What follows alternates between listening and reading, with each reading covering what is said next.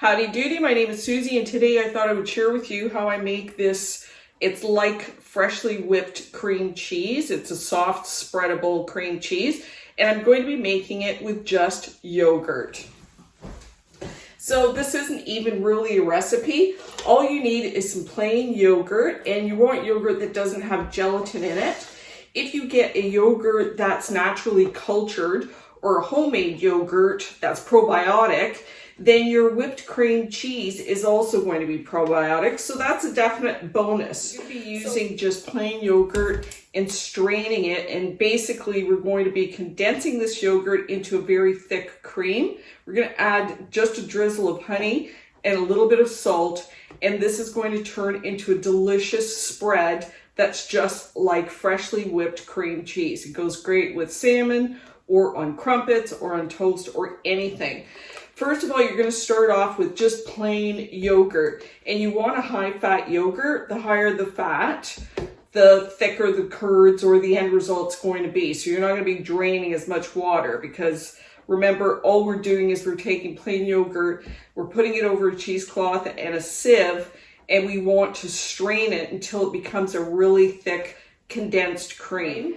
So just look at the ingredients. Just make sure there isn't like gelatin and other fillers in it. You just want a pure yogurt. So this one is with milk, cream, and active bacteria cultures. So I know that if you've got a yogurt that has the active cultures, that's a probiotic yogurt, then you're going to be making probiotic cream cheese, and it tastes really delicious. So all you need is your plain yogurt, full fat, no additional gelatins and things like that. If you're making it with from homemade yogurt, that's even better, because you're fermenting your homemade yogurt, and you know that that is also a probiotic and good for digestion and good gut health. So I'm going to just be taking half of this at a time.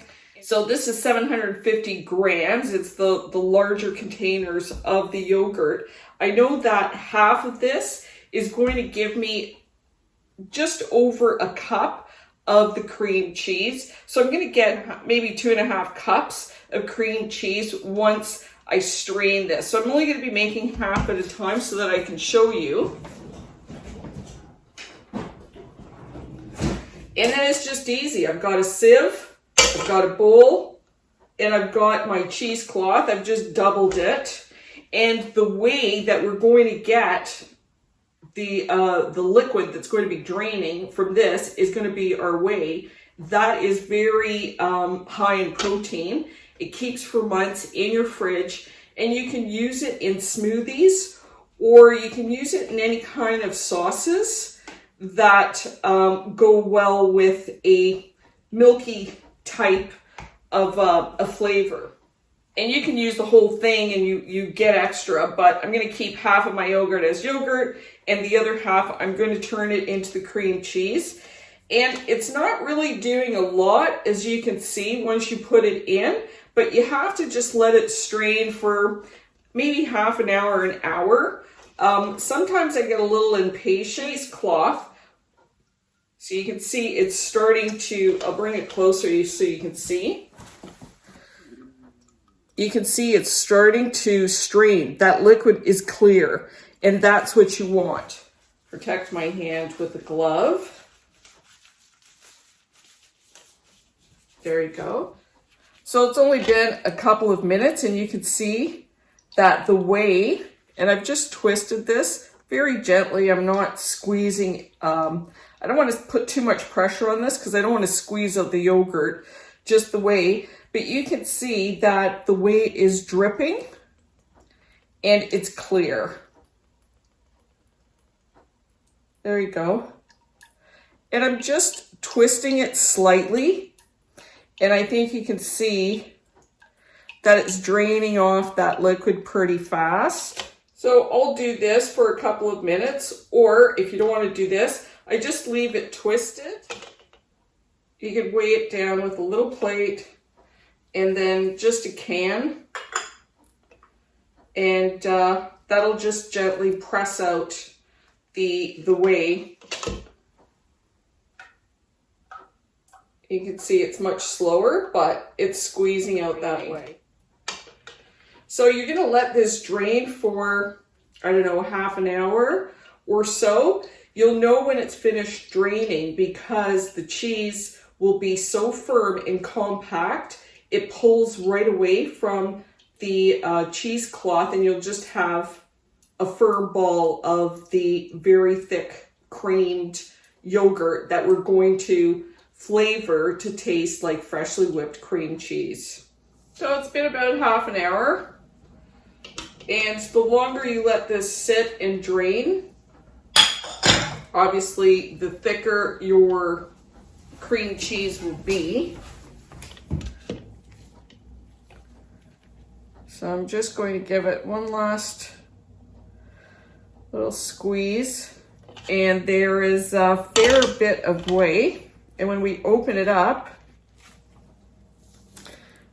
you can see when you open it up, it's not sticking to the cheesecloth.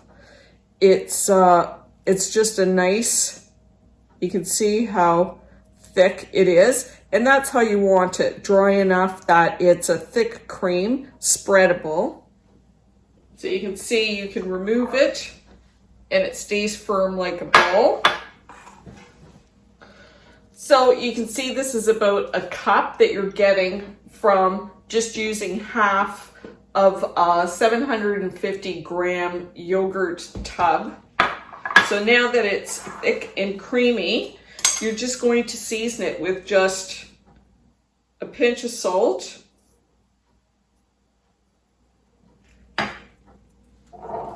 and the tiniest drizzle of honey. And I want you to see how little I'm actually using, because you don't want to sweeten it, but you want to take some of that tartness that you get from a yogurt, and you just want to sweeten it enough.